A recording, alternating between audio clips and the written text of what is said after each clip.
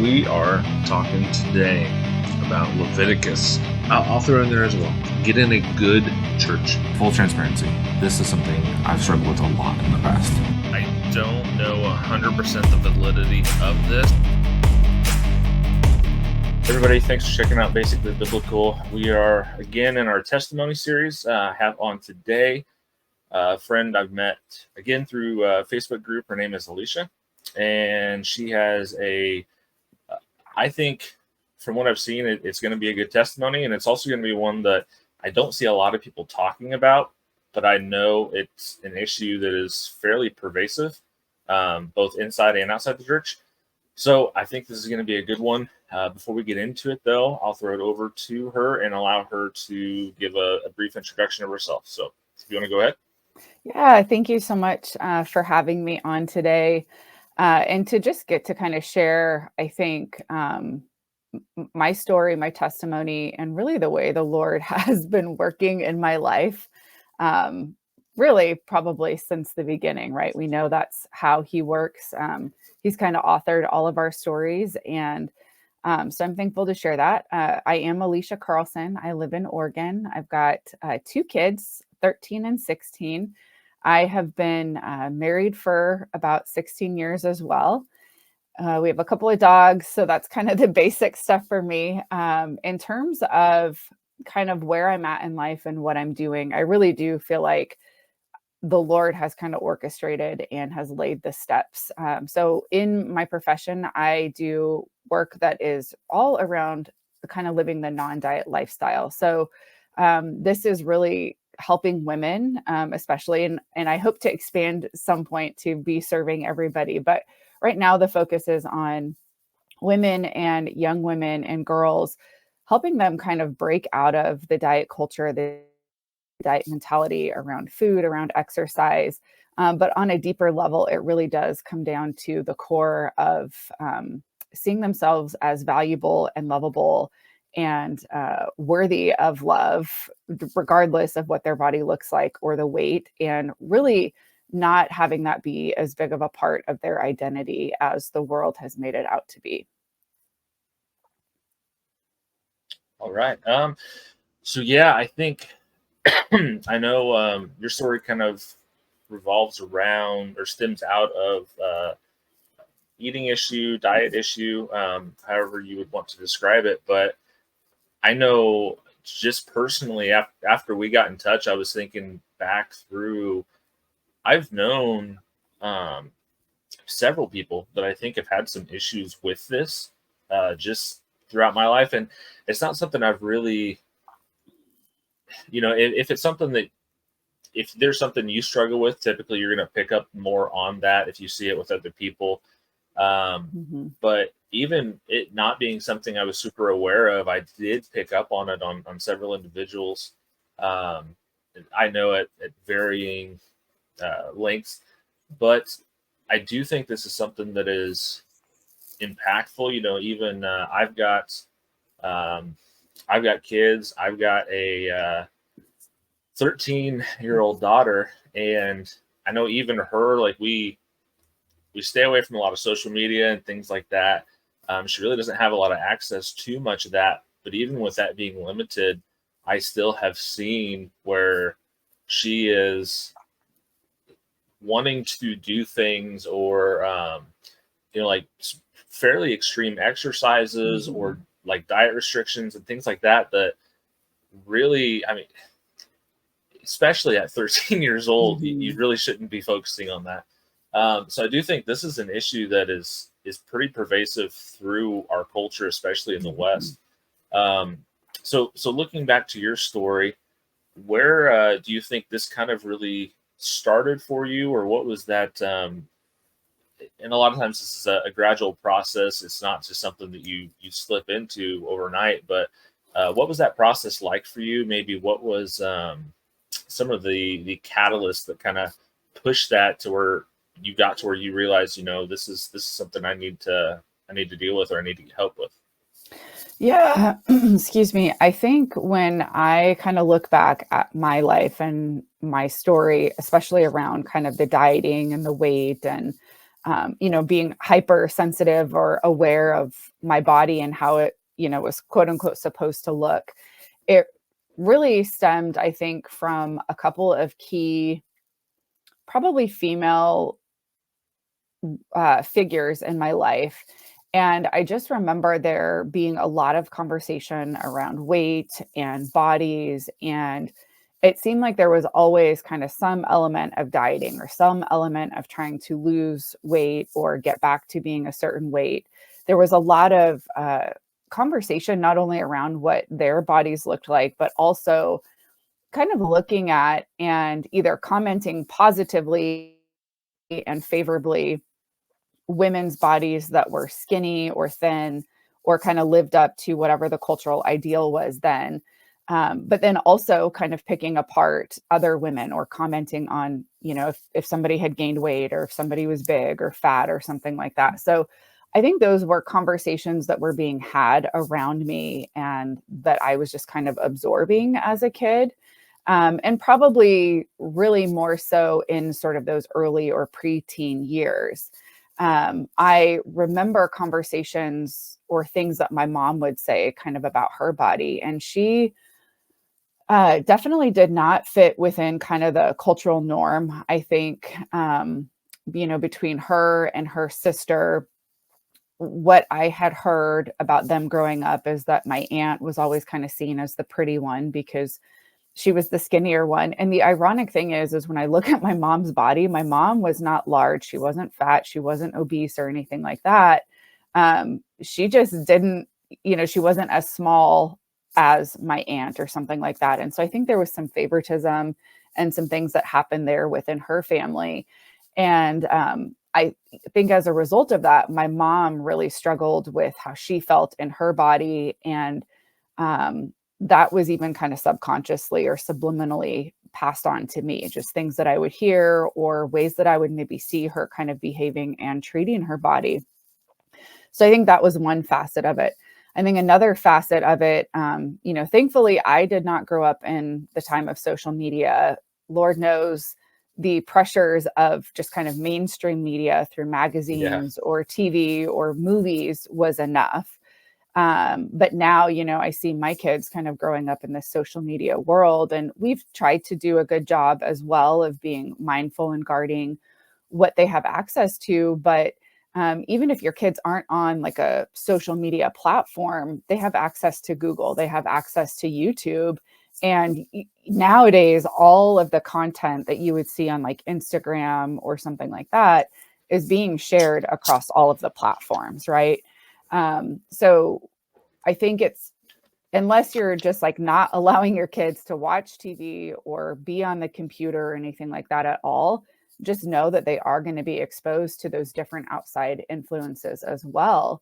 But really, it's kind of looking at your family of origin and what, we're saying, how we're talking about our bodies, how family members or friends and things like that are talking about it, because it all does impact and influence. So I think from a fairly early age, I received the message that there was a certain body that was beautiful and that was worthy of love and was kind of esteemed. And that was the type of body I should have. And if I didn't have that, then even if it wasn't directly said, I think the underlying message that I interpreted was that I wouldn't be as loved or as valuable or as worthy if my body didn't have a certain appearance. Yeah, I get that. And I've talked to my kids about this before too, just um, with just the words that you say. Mhm. We've talked a lot about, James James talks about, being able to control your tongue and kind of the words that you say to others and things like that. And even like one of the earliest memories I have, there was it was an I don't remember how old I was. I was pretty young, 11 or 12, and I was a bigger kid. But I remember it was a birthday I had, and there was I'd gotten a game or something like that, and I was wanting to play it, and I was having an issue with it, and so I'd gone and asked my dad to help me with it, and there was another family member there who made a comment. It was just like real quick, slight, and like no one really even thought anything about it, I don't think. But the comment was something along the lines of, "I'd probably be better off playing outside." Um, and Mm, so, I mean, even that, and like that stuck with me. I mean, even almost 20 years later. yeah. And so, just small things like that, I think it can really, really change the impact or have an impact on your life. Mhm. And especially when you're those adolescent years and you're really looking at body image and how you view Mhm. yourself, and you're already I mean, everything's weird and you're trying to fit in, and it's just a bad time to throw in extra stuff like that.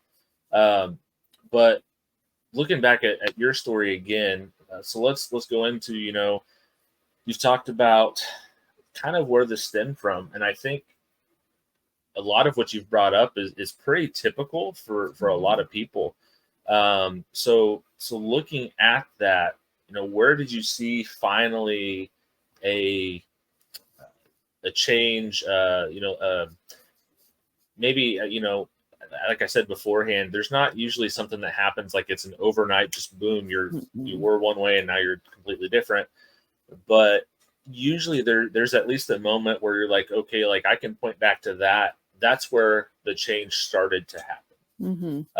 So for you with this, what you're going through, where would you say that moment was, and how did that play out for you?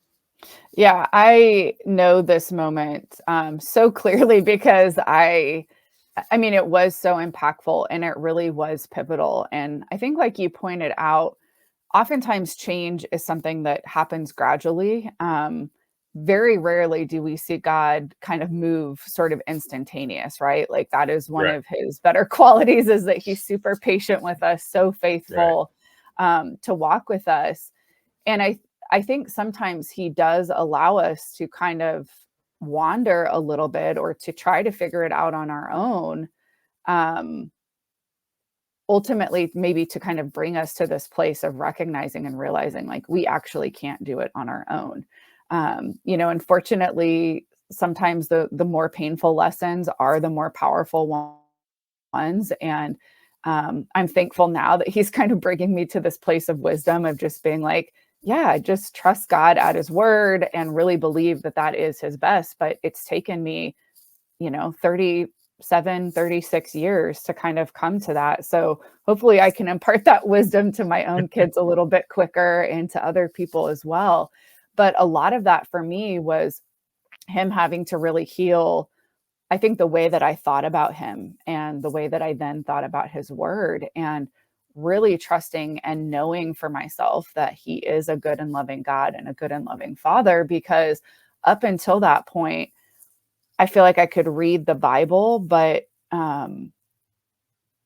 it just it didn't ring maybe quite as true, or it didn't seem quite as good, if that makes sense. And this was years of being a Christian, going to church, doing Bible studies, and all of those things. But it really was kind of him drawing me into a relationship, him, I guess, kind of enlightening my eyes to see him for how he really is.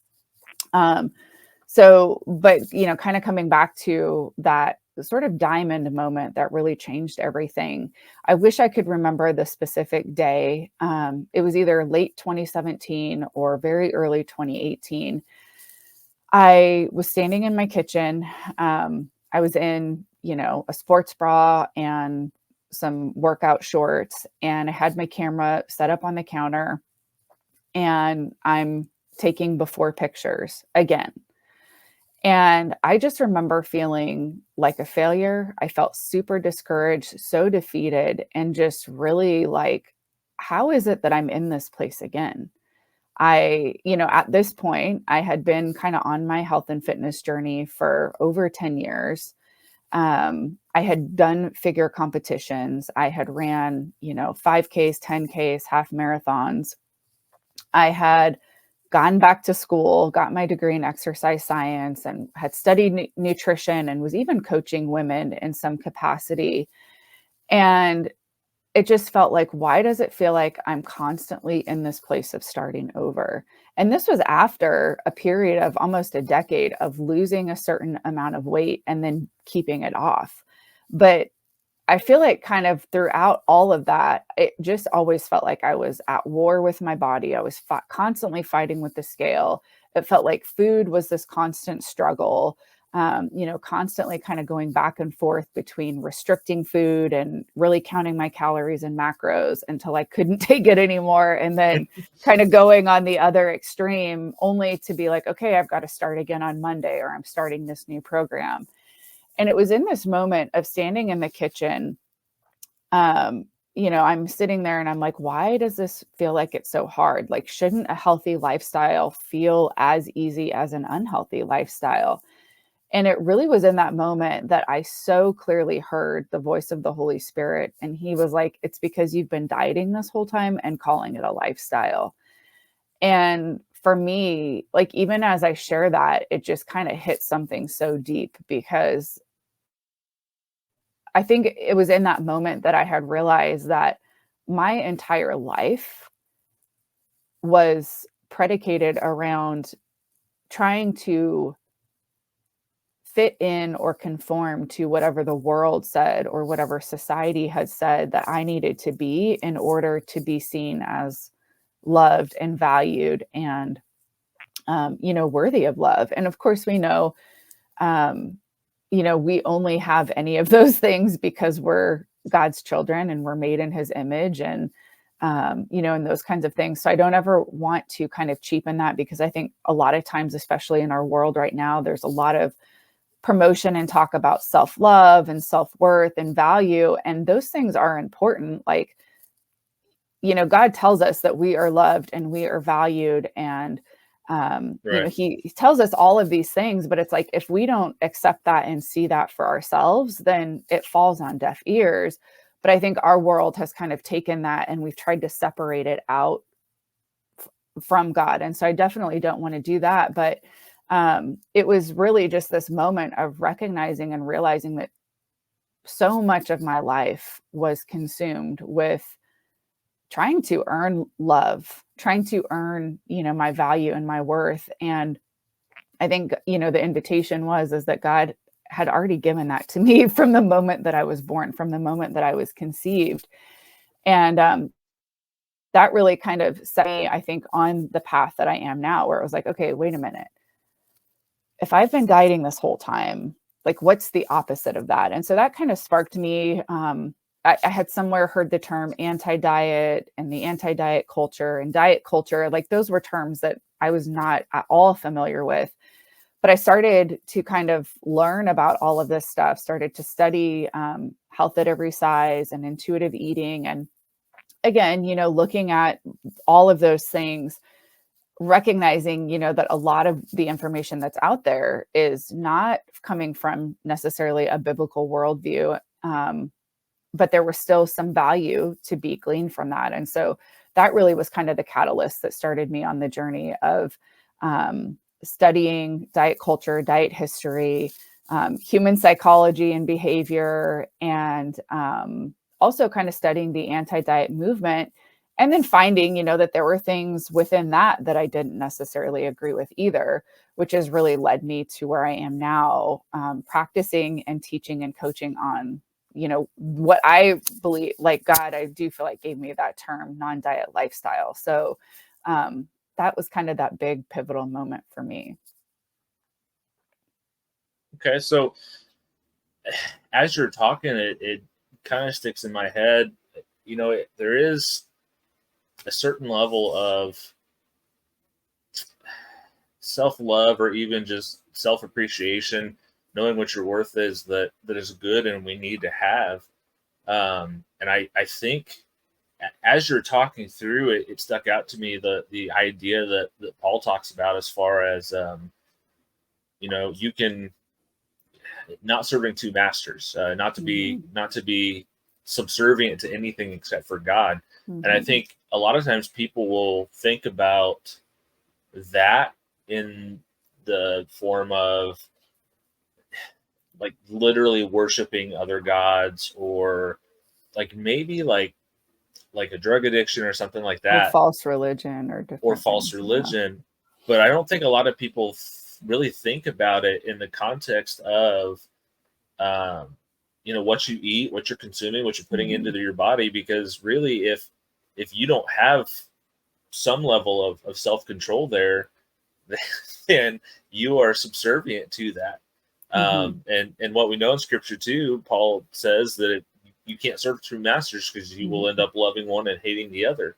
Mhm. Um, and so I'm interested too. And you kind of started getting into this, but next, looking at how, this epiphany that you had, and all the digging in, the research, the looking at these different views and things like this, and then trying to piece together what you think is the best option for you, and for some other people as well. How has, now that you're on that side of it, how do you see this affecting other people? How is God using this for the benefit of others as well? Just, I mean, seeing change in other people's lives, and not just necessarily, I guess, healthy eating, but feeling better about who they are, and the skin that they're in, and who God made them to be. Yeah, I think you bring up a good point in terms of not being able to serve two masters. And I think a lot of times, and this is potentially more of the conversation that we hear, like even in church or Christian circles or settings, is, um, there's a lot of talk, I think, about not making food an idol in the sense of like being gluttonous or over consuming, Right. and lacking self-control in that regard. And I do think that there is something to be said about that, but food can become an idol whether you are somebody that, and it's funny because it's one of those things where it's almost as like the more extreme you get, the more you realize those two extreme sides are more alike than they are different, Right. right? Right. So I would say that, making food or your weight or the scale or anything like that can be an idol, can be a God that we try to serve if we're thinking about it all the time, if we're constantly, if a lot of our attention and energy and efforts is going to losing weight or keeping it off, or we're thinking about what we're going to eat next, or we're constantly consumed with how many calories or macros we're eating, or how healthy is this food, because that was a trap I had gotten caught in, was really kind of this orthorexic lifestyle eventually, to where I was super obsessed with eating clean, very fearful of eating anything that had any ingredient that I couldn't pronounce in it. And while I do ascribe to the belief that the more close to nature we can eat, the better we're off we are going to be for health. And I think also, that's a belief that I have now, is that seeing the food industry, it is an industry, it's out there to make money. Hmm. Again, not demonizing any food, because I do think that Peter kind of alludes to that, where God sort of gave him that vision where there is no clean or dirty food, but Right. also recognizing that the food industry doesn't necessarily have our health and well-being at the Right. forefront of its mission, right? Right. They're looking at how can we make as much money as possible. A lot of times that means making food that's cheaper, but also making it, hyper palatable, almost addictive, to where we just want to keep eating and consuming it. And so, not to be like super tin hat or anything like that, but I think it's just like being aware and being a good consumer that, um, they don't necessarily have our health and well-being in mind. So all that to say, I think it's just really looking at and assessing your relationship with food. Is it something that you're thinking about all the time? Whether you're thinking about being healthy and you're afraid of being unhealthy or gaining weight or getting, having obesity or any other chronic disease, or are you always thinking about food kind of on the other end of the spectrum, right? And I think too, like something that I don't think people really think about, but being disciplined and probably more like hyper disciplined, that can also become a false god, right? Where you hang your identity on how disciplined you are and how, Yeah. rigid you can be, and you always follow your calendar, you always do all of these things. And so I think a lot of times this idea of serving a false god can show up in so many different ways. And really, it just comes back to us kind of taking a look and assessing, how much of my time am I spending thinking about this? How much of, am I worried about this? Am I constantly consumed with thoughts about these things? And that might be an indicator that you are serving that more than you are serving God. And so, for me, I think I have an interesting story, because I kind of came from being, the quote unquote couch potato, not really caring about what I ate, um, not taking care of my body, not stewarding it well, to the other end of the spectrum of being a little bit too focused on that. Right. And in either place, like, my flesh was the God that I was serving. Right. So the lack of self-control on the one end was me just kind of giving in and indulging my flesh all of the time. But then this Right. hypervigilance was also me serving my flesh and feeling like I needed to earn my worth and my value and the ability to be loved based on how I looked, based on what my body looked like, based on what other people thought of me. So I think that's kind of a sneaky topic that a lot of times we don't really think about, or we think that it Yeah. only really looks one way. So, yeah, I think just kind of taking a look and seeing, what really asking, like, what are the false gods that I'm serving? What are the idols that I'm serving? It's not really a matter of if we're serving them. I think the Bible is very clear that there's always going to be this tension and these things sort of vying for our affection, vying for our energy, vying, to be Right. kind of seated on the throne of our heart. And so it's just constantly, I think, reflecting and asking the Holy Spirit to show you, to reveal those areas, and then allowing Him to come in and help you work on removing those. I think that's something else we can maybe get stuck in thinking, is that it's something we have to do, or we should be able to do on our own. And while, yes, God does invite us to participate in that, like, we do have to take action. I do also think the Bible's very clear that it is the Lord that does the transformation. It's the Lord that brings the healing and that brings the freedom. Amen. Um, no, I think there's some good points there, and I think that's something I hadn't thought about before. Is kind of the opposite side of that. Like getting so hyper focused on it. I think a lot of times if someone gets into it, they almost see it as a positive if they're thinking about this all the time. Like they're trying to um, get in and count absolutely every single calorie they're taking in. Or I did keto for a little while, and you get very very obsessive on your carb intake, and Mhm. making sure you have enough fat, but they have to be good fats. And there can definitely be a lot of hyper focused on that side of it as well, that I think a lot of people don't really think about. I remember being that way, doing the keto diet, and not really looking at it that way. So that's an interesting observation. Yeah. Um, I mean, it's like somebody that's constantly looking at their bank account and obsessing over the amount of money that's in there and the amount of money that's leaving, or constantly thinking about, how can I earn more money? Or, right. It's like, right. that's like a very easy example to see how maybe money has become a false god that you're serving. But it's the same when we're obsessing over the calories and the carbs and the fat and the number on the scale and what does my body look like. And Right. but yeah, I think it is kind of sneaky, because in a lot of ways our society really I mean, it kind of looks at the people that are that kind of a discipline and puts them on a pedestal as an example of Yeah. what we should be aiming and should be striving for.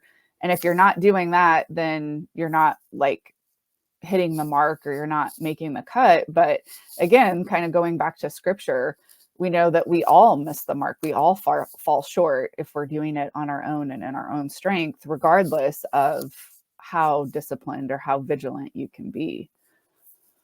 Oh yeah. So knowing that, and you can kind of we'll segue here into if you want to throw out some of the stuff that you're doing. But what are some of the specific? I know, I think you do some coaching. I would honestly consider this ministry though, because I think there's a large aspect of it that is kind of more uh, internally focused. Mhm. So looking at what you're doing ministry wise and stuff like that, if you can give us a little insight on what some of that looks like, kind of maybe some of the things that you're doing, or if you have plans on other stuff, expanding, whatnot. And then if people want to learn more kind of about what you do, what you're into, what you're, um, some good resources and stuff like that, where could people find some of that from you? Yeah. So, excuse me again. What I, so really the focus is so in this moment of standing in the kitchen and the Lord revealing the reason that this has felt like such a battle and such a struggle and has been so hard is because I've been approaching a healthy lifestyle like a diet. Really with the diet, diet mentality, um, kind of trying to make, healthy habits and things like that, but Right. doing it from a very like forced and restricted and um, just no better way to describe it than that diet mentality. And I think the biggest thing that was revealed is that it's not necessarily what you do, but it's how you do it. Right. So it's the posture of your heart. It's the way that you're approaching it from the heart set, from the mindset that's really going to drive or determine the results. Right. You could be watching what you're eating and exercising, but feel very deprived, feel very restricted, and have it be this thing that's taking up a ton of your time, a ton of your energy. Or you can watch what you're eating, be mindful, be intentional, doing it more from kind of that stewardship posture and not feel deprived, not feel restricted, and have it be something that you really can do consistently day in and day out without it feeling like this huge burden. And so Right. I think that really is kind of, I mean, that in essence is the work that I do with my clients. It's, how do we get you living that healthy, active, fit lifestyle that you want to be living, where you are feeling better in your body, you are, feeling more confident, you're taking care of yourself, that that allows you to step up and show up to take better care of your family or to do better work in your career, whatever that looks like. But it's removing the diet mentality around it, right? So it is showing yourself some compassion. It is showing yourself some grace. It's coming to a place of accepting and embracing and respecting the body that God's given you, rather than feeling like you're constantly punished either by your body, for your body, or you're punishing your body, right? Right. So a lot of it really is kind of working on that relationship that you have around food, that you have with exercise. It's removing a lot of that diet culture that's kind of entangled with that. But really, at the heart of it, it is working on your relationship to yourself. Because again, kind of going back to something that you said earlier on, it matters a lot, like how we view ourselves and what we think about ourselves, because that really is going to form and shape the way that we act, the way that we behave, and the way that we treat ourselves. And then that bleeds out into the other relationships. So, again, it's not completely neglecting taking care of yourself, but it's also not making that be kind of the primary focus. It's understanding and recognizing that we are all here on purpose, with a calling. And I do believe it is part of our responsibility as believers to steward well the body that we've been given. But at the end of the day, it's so that we can go out and do the work that the Lord has given each of us to do. And we've got to have energy to do that. We've got to have strength. And so it is really just kind of helping my clients kind of move from the diet mentality around all of these things, releasing from that, finding freedom so that they can live that healthy lifestyle consistently, but ultimately with the bigger purpose of going out and doing the work that they feel like the Lord has made them for. Okay. So with this, if people are interested in maybe hearing some more, or maybe even possibly becoming a client, I will get links and stuff from you. I'll put all that in the description. Um, but this has been. I figured going into this was going to be an interesting conversation. Um, I figured there's probably going to be some stuff that I wasn't aware of, and I've been even having that expectation going in. It's been even more than what I was thinking. I do think that there's a lot of benefit that can be had just from changing how you're viewing it. Even you mentioned, really looking at it as rather than something you have to do. It's really looking at it as an opportunity to steward what God has given you, and looking at it as more of a I hear this all the time, and I've said this with my kids too, but it's not something you have to do, it's something you get to do. And I think changing your mindset on that can be very impactful. So I really appreciate your time. I think this has been a good conversation. Is there anything else you want to throw out? If there's anything else you're working on, or any other possible resources you can throw out, and then we can put, like I said, links in the description as well. Yeah, I mean, I'm just thankful that you gave me this opportunity and allowed me to kind of borrow your platform to share this. I feel like there's so much more that could be said on this. And I feel like I'm kind of in a little bit of a transformation myself in my business and the messaging. And I do feel like it's something that has been kind of stirring to be able to talk a little bit more and kind of bring the Bible and bring my faith into the work that I'm doing. So thank you for giving me that opportunity here. In terms of, if you are listening to this and anything I said kind of struck a chord or resonated with you a little bit, you can certainly check out my podcast. It's The Strong Her Way. That's on all the major podcast platforms. That just kind of takes some of the stuff that we've talked about here, dives a little bit deeper into it, might give you a little bit more of a feel for the work that I do with my clients, different things that I can help you with. If you are interested in hopping on a call to take some of this stuff a little bit deeper and really figure out like how we can personalize this to you and your life, because I think that's a major thing, right? That's one of the big things that diets kind of fail, is that they don't take people's real lives or their preferences into account. And so I think that's really one of the better ways that I get to help and serve my clients. So you can always schedule a free call. On that call, it's, super simple. We kind of do an intake, an assessment, just to get an idea of where you're at. And then we come up with a plan together. And then if you decide to work with me, that's where I get to kind of hold you accountable to yourself and to your goals, because let's face it, that's one of the things that most of us struggle with, is being accountable to ourselves. And then also just really helping you stay on track with those goals, with those dreams, with those visions, and really stay connected to it. Because when we're doing it by ourselves, it is so easy when we fail, not if, when we fail, because that is a part of the process.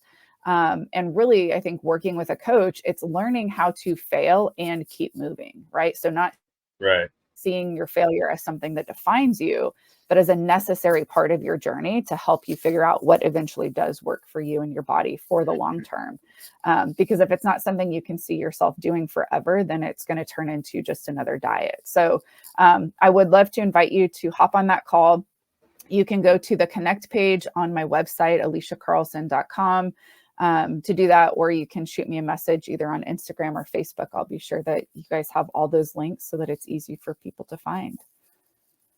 All right, sounds good. And as you continue to kind of work this in, kind of looking at the spiritual and as it connects with this, if you ever have a desire or want to reach back out and do something again, just let me know. I'd be glad to have you back on. It's been a really, really pleasant conversation. So yeah, that sounds good. Thank you. Yeah. So appreciate your time. Appreciate everyone watching, listening. Make sure to hit the like button, subscribe, notification bell, all that good stuff, so you don't miss anything that we have coming out. Appreciate you taking the time to be a part of this ministry. So hope you have a blessed week, and God bless. Hey everybody, thanks for watching Basically Biblical. Don't forget to hit the like button, subscribe, and ring the notification bell so you always get notified when we come out with new content, which we do full videos once every week. and we have shorts that come out throughout the week, even on the weekend some. So you can actually click up here and it will take you into the playlist this video is from. If you like that, you can see some more that's more specific to what you just watched, or you can check out down here and it'll take you to YouTube's top pick of our content for you specifically. Thanks. God bless.